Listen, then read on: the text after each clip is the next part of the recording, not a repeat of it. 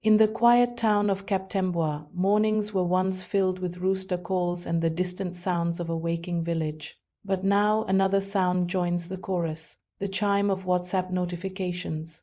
Life here has always been simple, predictable even, until the messages began to arrive from numbers no one recognized.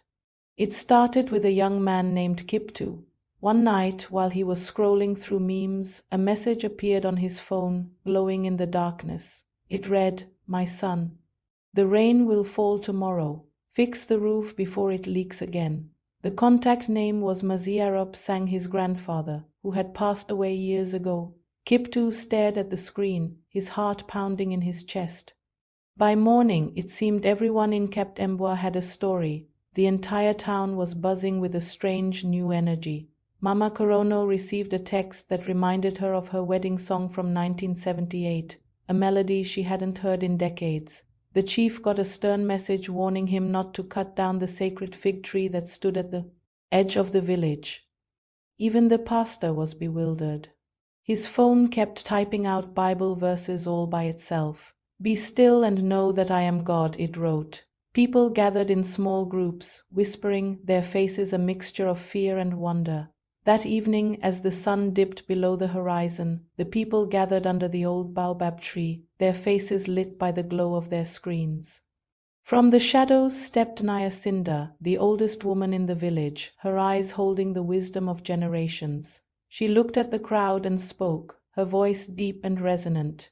"You young people think only ancestors live in graves," she said, her voice echoing softly. "But our spirits move where voices travel even through your glowing screens, your Wi-Fi. It has become the new drum." And just as she spoke, the sky began to change. That night, dark clouds gathered overhead. Lightning flashed across the sky, and Kiptoo's phone buzzed again. It was his grandfather's number. "The storm will test your roof tonight. Did you listen, my son?" Kiptoo had. He had spent the day patching the old iron sheets. When the rain came, it was a torrent.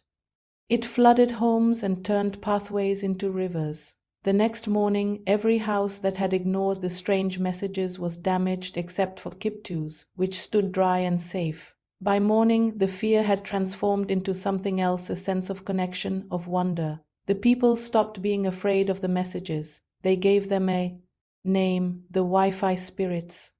They saw them as ancestors using the airwaves to guide their children, to protect them. In every ping, they now heard a blessing.